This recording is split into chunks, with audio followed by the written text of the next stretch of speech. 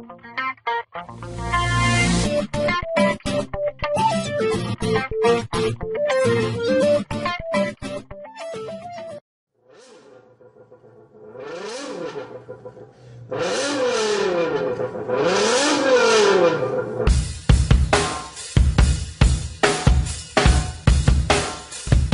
this is Alexis from Argentina, and this time I will explain to you how to do a v10 sound with a beer can. The things you'll need are a soda or a beer can, your voice, your tongue. Preparing our beer can. Pick up an empty, small or big beer can and take away the metallic opener. Then, just make yourself an imaginary line by the middle of the can and just press it down the middle. Make sure to not damage the can in any way but this. Any other damage could cause the can to not vibrate properly.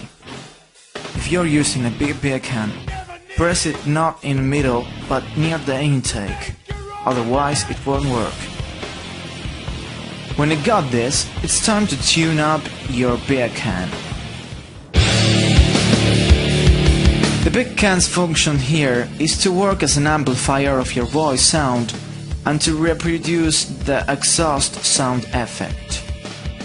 To achieve this, the metal of the can has to vibrate by resonance with our voice. For this, we have to adjust it correctly in order to obtain the maximum resonance possible. I strongly recommend you use big beer cans. They work so much better for these applications than the small ones.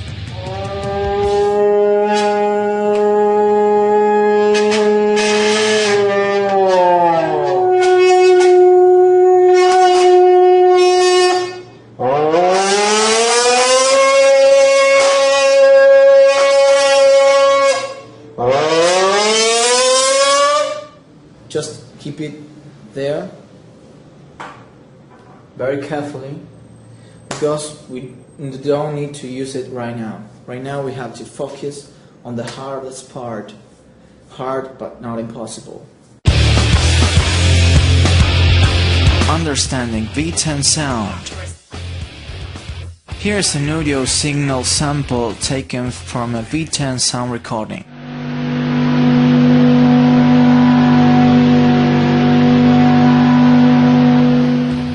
As you can see, the v10 sound is a very complex signal, but to achieve a credible enough v10 sound, we have to analyze its composition. We can make a simple analysis. We can decompose the complex signal in low, mid and high frequencies. Let's see how's the sound on low frequencies.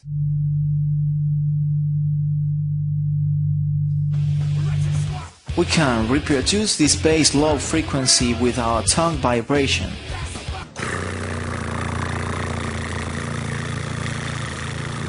Let's see on mid frequencies.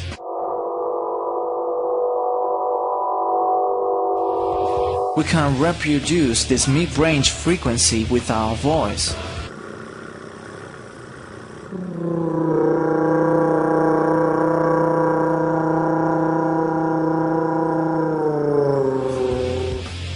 And the high frequencies will be reproduced by our can.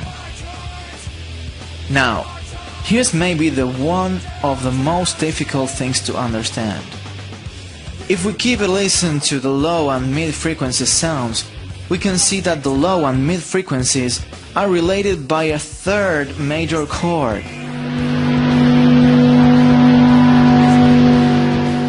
If we do it on a keyboard, the notes will be like this. The tonic note, an octave above the third major note.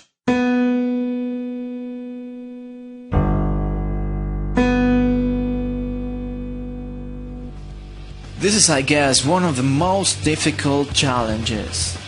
maintaining that major chord all the way through the RPM range. Of course, it requires a lot of practice, but once you got it, it's almost instinctive.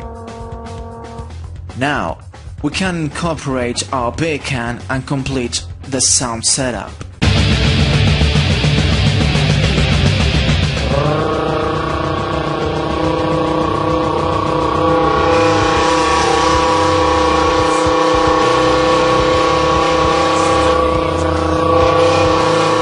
Once you get all the things together,